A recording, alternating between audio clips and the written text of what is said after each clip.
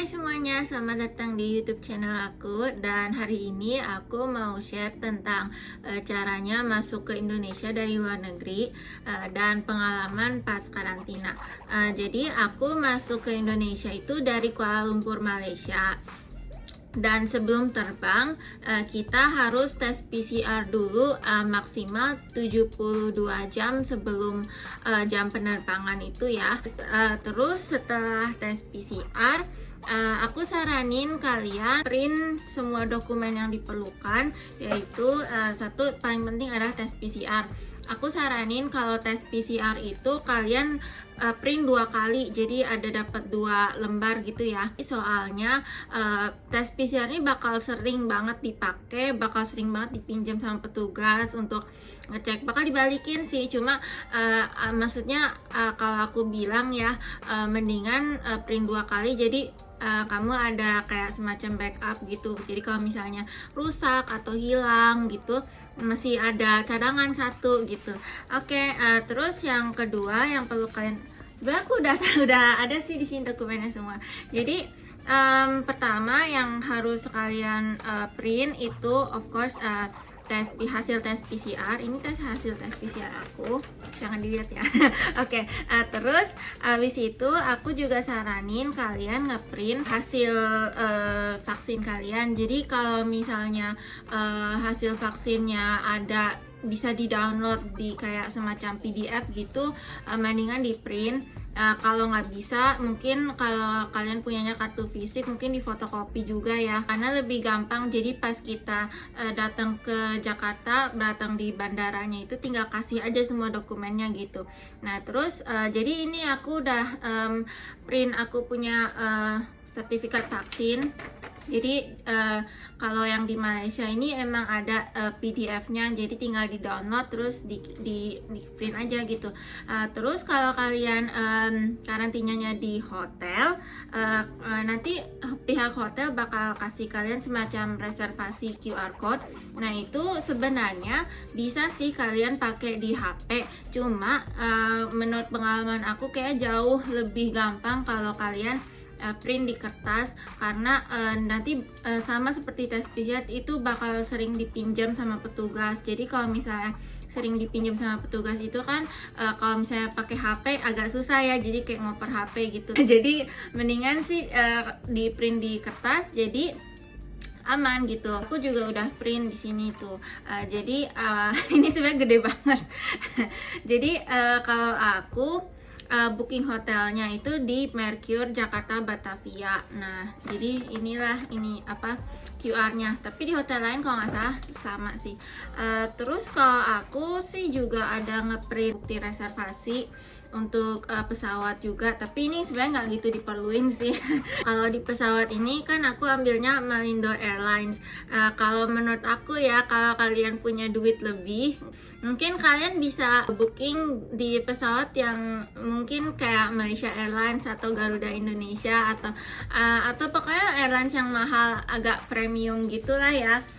Soalnya kalau menurut pengalaman aku waktu aku pergi itu Malindo Airlines penuh banget. Jadi di sebelah ada orang, depan ada orang, seberang ada orang, semua kursi penuh, ada orangnya gitu. Jadi biarpun pandemik, dia nggak ada kayak semacam kursi kosong buat physical distancing, itu nggak ada. Aku kurang tahu ya kalau di Malaysia Airlines ada apa enggak, tapi harusnya sih ada. Saya kan dia pesawatnya kan agak mahal gitu kan. Nyampe di Jakarta, Bandara Soekarno-Hatta, peraturan terbaru nih yang pas aku record ini, cuma boleh di Soekarno-Hatta sama Samratulangi, sama kalau nggak salah di Bali juga udah boleh, tapi itu khusus untuk turis. Jadi kalau aku kan hitungannya PMI, Pekerja Migran Indonesia, jadi aku masuknya melalui Bandara Soekarno-Hatta dan memang rumah aku di dekat situ, jadi makanya aku masuknya ke Bandara Soekarno-Hatta. Terus aku akhirnya nyampe di Bandara Soekarno-Hatta. Terus dari situ aku langsung kayak lihat ada deretan kursi dan banyak orang juga di situ. Jadi itu semacam area menunggu gitu. Nah, area menunggu ini di Bandara Soekarno-Hatta lumayan, kalau aku bilang banyak. Karena kalau menurut aku area menunggu itu hanya satu yang appropriate gitu. karena kalau bisa kita tidak menunggu gitu kan. Ya, jadi area menunggunya itu kalau nggak salah ada 3 total, semua ada 3. Terus jadi ini yang pertama nih, dan pas aku lihat itu bingung gitu, maksudnya ini ngapain gitu, mau ngapain di sini. Karena petugasnya ada sih, cuma dia petugasnya itu lebih untuk memonitor, jadi dia nggak gitu kayak kasih tahu kalian, kasih instruksi kayak misalnya oh kalian tunggu di sini atau gimana. Dia nggak kasih tahu kayak gitu. Cuma ya kita insting aja gitu, kalau lihat ada banyak kursi ya kita duduk aja gitu. Tapi ada juga banyak yang mereka berdiri aja gitu, berdiri nungguin gitu. Sebenarnya kalian mendingan duduk aja gitu, duduk aja kalau ada kursi ya, duduk aja nungguin. Soalnya pas aku berdiri ke depan itu berdirinya juga udah pegel, terus juga tasnya juga berat gitu, terus nunggunya juga lama. Dan ternyata itu dipanggilnya tergantung maskapai. Jadi kalau misalnya dia bakal panggil misalnya Garuda Indonesia, nah kalau kamu pegang ini nih, bentar, kalau pegang boarding pass ini Garuda Indonesia, ya udah boleh keluar gitu. Jadi tergantung maskapainya, jadi bukannya tergantung siapa yang paling depan gitu. Enggak, jadi mendingan kalian duduk aja gitu. Keluar dari situ sebenarnya kalian ke area menunggu lainnya gitu. Jadi dari situ menunggu selesai, nah menunggu lagi gitu. Nah setelah itu ini area menunggu kedua ini juga, ini sebenarnya lebih ke kayak apa ya, kalian disuruh tunggu biar di depan nggak rame gitu. Tapi di tempat menunggu kedua ini dia lebih teratur, jadi nggak dempet-dempetan duduknya, terus juga jadi udah diatur satu baris satu kolom itu 2 orang gitu. Habis itu setelah itu kalian kalau udah boleh disuruh ke depan, ya udah kalian ke depan. Nah di depan itu ada area menunggu lagi yang ketiga. Nah ini untuk ke verifikasi dokumen. Kalian dari area menunggu ketiga ini kalian nungguin buat giliran dicek dokumennya. Nah jadi dari situ kalau kalian ada lihat ada loket yang kosong, tinggal masuk aja, tinggal ke loketnya aja gitu. Nah, lalu di loket itu baru kalian kasih semua dokumennya yang aku bilang tadi. Kalau nggak salah di sini yang ditanyain, jadi mau karantinanya di hotel apa mau di Wisma Atlet, karena aku kan PMI jadi makanya ditanyain. Tapi kayaknya kalau turis nggak ditanyain sih kayaknya. Terus habis dari situ, oke, dokumen udah selesai, dia bakal kasih QR code yang kayak begini. Nah jadi ini untuk tes PCR. Nah jadi sebenarnya ini untuk tes PCR dan untuk lain-lainnya juga. Jadi ini kalau kalian udah dikasih ini simpan, jangan dibuang, jangan disobek gitu ya. Sebenarnya ceknya juga cepet sih, ngeceknya paling cuma berapa menit gitu, mungkin 5 menit 10 menit gitu. Nah habis dari situ udah kalian ke zona ke selanjutnya, yaitu tes PCR. Nah di tes PCR ini dia kayak semacam loket gitu, jadi kalian ngantrinya di belakang loketnya aja gitu. Bakal dimintain lagi dokumennya, jadi kalian kasih lagi dokumennya yang sama. Terus kalau kalian penasaran nih, maksudnya pembayarannya gimana, ada biaya apa enggak, selama di bandara tidak ada pembayaran atau apapun. Biayanya itu tergantung di mana kalian karantinanya. Jadi kalau misalnya kalian karantina di Wisma Atlet, nah itu baru gratis. Tapi kalau kalian karantinanya di hotel, nah itu bayar di hotel. Tapi biasanya kalau kalian udah booking hotel, paketnya udah termasuk sih semuanya, jadi nggak usah bayar lebih lagi gitu. Habis itu udah deh kalian tes PCR selesai. Udah dari sini itu udah kayak prosesnya, kalau aku bilang udah selesai lah istilahnya gitu. Jadi tinggal ambil bagasi, ke imigrasi juga sepi banget gitu. Jadi nggak usah ngantri lagi. Pas kalian ngambil bagasi udah selesai, pas keluarnya itu ada jalurnya dibagi jadi 2, jadi satu untuk yang ke Wisma Atlet, satu lagi yang mau ke hotel. Nah kalau aku kan ke hotel, jadi langsung aja ke hotel. Itu istilahnya udah kayak keluar dari bandara gitu sih kayaknya.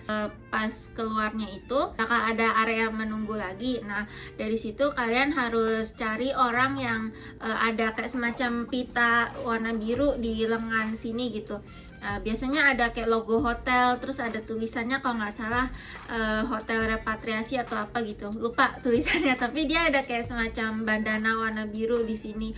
Nah, terus dari situ kalian tanya aja sama orang yang punya bandana biru itu siapa aja gitu, tanya sama mereka. Misalnya kalian udah booking nih, kalau aku kan di Jakarta Mercure Jakarta Batavia, jadi aku tanya aja sama salah satu orangnya, Mas tahu nggak yang Mercure Jakarta Batavia gitu. Nah, terus nanti bakal dia panggilin Mercure Jakarta Batavia. Nah, nanti kalau agen dari hotelnya itu ada, dia bakal bilang, oh ya ada di sini gitu. Nah, jadi setelah kalian ketemu sama agen dari hotel kalian, nah itu dia bakal mintain paspor sama ini QR code ini. Dan di area menunggu ini yang aku bilang sebenarnya paling lama sih, karena ini kan kita nungguin hasil tes PCR-nya. Jadi hasil tes PCR-nya ini biasanya keluarnya itu 1 jam sampai 2 jam gitu, dan hasilnya itu bakal dikirim lewat email. Jadi di sini kalian harus sering ngecek email gitu, refresh inboxnya gitu. Kalau misalnya udah dapet, langsung kalian kasih tahu ke agen hotel kalian gitu. Kalau negatif baru kalian bisa langsung ke hotel. Kalau positif, kalau nggak salah dia ada kayak semacam tempat karantina tersendiri gitu. Jadi nggak bisa ke hotel lah istilahnya. Kalau nggak salah hasilnya aku itu keluar 1,5 jam, jadi lumayan lah, nggak lama-lama banget gitu. Oke, nah habis itu udah selesai, udah dapat hasilnya. Marilah kita ke hotel gitu. Nanti agen bakal ngurusin, bakal anterin kalian ke taksinya. Jadi kalian sebenarnya diantar ke hotel pakai taksi. Jadi taksinya itu satu orang satu mobil, kecuali kalau kalian bookingnya untuk 2 orang atau untuk keluarga. Nah, berarti taksinya itu untuk satu mobil untuk satu keluarga, atau untuk kalian dan atau pasangan kalian atau teman kalian gitu misalnya. Dari situ udah deh kita nungguin mobil, terus pergi ke hotelnya. Kebetulan aku pilih hotelnya nggak gitu jauh gitu, jadi bolehlah, lumayan lah gitu. Di taksi ini juga udah nggak dipungut biaya apapun ya, jadi selama ini nggak usah keluar duit gimana gitu. Nyampe di hotel, check in, jadi kalian harus isi formulir terus bayar. Jadi kalau aku kan bookingnya langsung sama hotel, makanya bayarnya juga langsung saat check in gitu. Dan aku kasih saran nih untuk kalian yang juga mau repatriasi, lagi milih-milih hotel repatriasi gitu, lebih baik deal langsung sama hotel, karena kan sebenarnya di Instagram gitu ada nih yang kayak tour and travel agent gitu.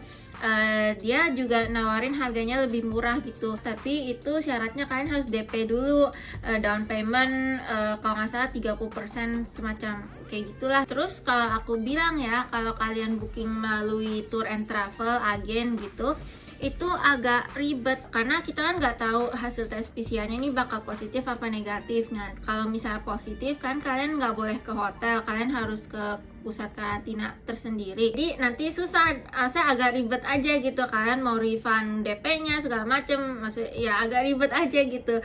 Kalau misalnya kalian booking langsung sama hotelnya kan gampang gitu. Jadi pas masuk baru bayar gitu kan. Aku bayar tuh biayanya semuanya, jadi bayar langsung full, udah tinggal ke kamarnya dan enjoy your stay. Tergantung lah berapa harinya, tergantung peraturan dari pemerintah ya. Kalau sekarang yang aku nih 5 hari 4 malam. Kamu nggak tahu ya di kedepannya bakal dihilangkan, dikurangi atau ditambahin kita kurang tahu, jadi ikut aja. Terus pas di hotelnya itu kalau nggak di 1 hari sebelum selesai karantina, kalian bakal disuruh tes PCR. Nah itu biasanya di pagi hari. Jadi kalau tadi sih aku ngeceknya jam 9-an gitu, udah dipanggil suruh turun ke bawah untuk tes PCR, dan katanya hasilnya bakal bisa diambil besok pas check out gitu. Aku mau share sedikit pengalaman aku karantina di Mercure Jakarta Batavia. Jadi Aku pilih hotel ini karena aku lihat di internet ada beberapa yang share pengalaman gitu di hotel. Nah, kebanyakan dari pengalaman yang aku lihat mereka ke Mercure Jakarta Batavia itu lumayan. Jadi dia nggak jelek-jelek banget, harganya terjangkau, maksudnya nggak terlalu mahal, nggak terlalu murah-murah banget. Kualitasnya juga lumayan bagus seperti yang bisa kalian lihat. Ada sih yang lebih murah, cuma pas aku lihat hotelnya kayaknya kayak kurang bagus gitu kan, karena kita bakal tinggal di sini lumayan lama gitu, maksudnya 5 hari, 8 hari gitu, akan tergantung kalian dari mana. Kadang ada yang 14 hari gitu kan.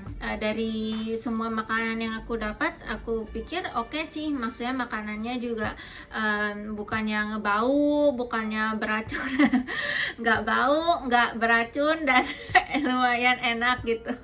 Jadi oke lah gitu, makanannya oke. Hotelnya kalau aku bilang sih lumayan bersih, cuma kalau aku bilang ya, nggak tahu ya ini kamar aku doang atau gimana, tapi menurut perasaan aku kayaknya lantainya nggak dipel. Jadi soalnya aku kan sering banget nih ngepel lantai aku kan. Aku bisa bedain lantai yang udah dipel dan yang nggak dipel. Makanya pas aku nginjek kaki aku di sini, kayaknya nggak dipel nih. Gitu. Jadi itu aja sih yang kalau aku bilang yang minusnya soal Mercure Jakarta Batavia gitu. Oke, satu lagi, jadi pas kalian selama nginep di hotel ini, paspornya bakal disimpan sama pihak hotel ya. Jadi jangan kaget aja gitu pas kalian ketemu sama agen dari hotel kalian, kan dimintain nih paspornya. Nah itu udah diminta sama dia dan dibalikinnya hanya pas kalian check out gitu. Jadi pas kalian check out nanti bakal dapat surat nanti bakal dapat surat clearance paspor kalian gitu. Udah boleh pulang, boleh pergi kemana-mana gitu. Ya gitu aja sih kalau menurut pengalaman aku. Oh ya, terus juga kalau saran aku nih, sebelum kalian terbang ke Indonesia, bawa banyak snack, bawa banyak minuman gitu. Jadi kalau bisa beli snack, soalnya pas di hotel nih kita kan cuma dikasih makanannya 3 kali sehari gitu. Sebenarnya kalau menurut aku lumayan cukup sih, cuma kadang kan kalau kita suka nyemil gitu kan. tapi di sini tidak ada gitu, cuma dikasihnya itu air putih tuh. Cuma dikasih air putih doang. Jadi kalau misalnya kalian mau makan snack gitu, nggak bisa gitu. Dan menu yang dijual di sini itu mereka cuma jual makanan full course gitu. Jadi kayak misalnya kayak makanan kayak nasi, mie gitu. Jadi mereka nggak jual snack kayak misalnya KitKat, Oreo gitu, mereka nggak jual kayak gituan. Jadi kalau misalnya kalian suka makan snack gitu, bawa sendiri. Kalau bisa bawa banyakan, jadi pas di sini kalian nggak gitu bosan juga. Oke, jadi itu aja sih kalau yang menurut aku untuk di share mengenai pengalaman masuk Indonesia sama pandemi dan karantinanya juga. Menurut aku overall sebenarnya gampang, sebenarnya semua prosesnya nggak ribet, prosesnya juga lumayan cepet. Jadi aku kan sebelum mau masuk ke sini aku mikirnya ini ya ribet banget, apa susah banget, apa nanti bakal dipersulit. Enggak, sebenarnya gampang banget, sebenarnya cepet banget. Jadi kalau menurut aku sebenarnya ke luar negeri dan masuk Indonesia sebenarnya bukan proses yang kayak ribet banget gitu, enggak sih. Jadi ya kayak kalau aku bilang sih kurang lebih kayak kalau nggak ada pandemi, cuma ini ditambahkan 1 step lebih, udah gitu doang sih kalau aku bilang ya. Jadi agak ini aja sih, mengencourage aku ke depannya kalau misalnya selagi pandemi gini ya, kalau memang perlu bepergian gitu ke luar negeri ya pergi aja gitu, nggak usah mikir ribet, nggak mau gitu, ada ya pergi aja gitu, nggak ribet juga sih. Ya itu aja sih pengalaman aku. Makasih udah nonton, semoga bermanfaat. Semoga bermanfaat ya, dan ya makasih banget udah nonton. Bye.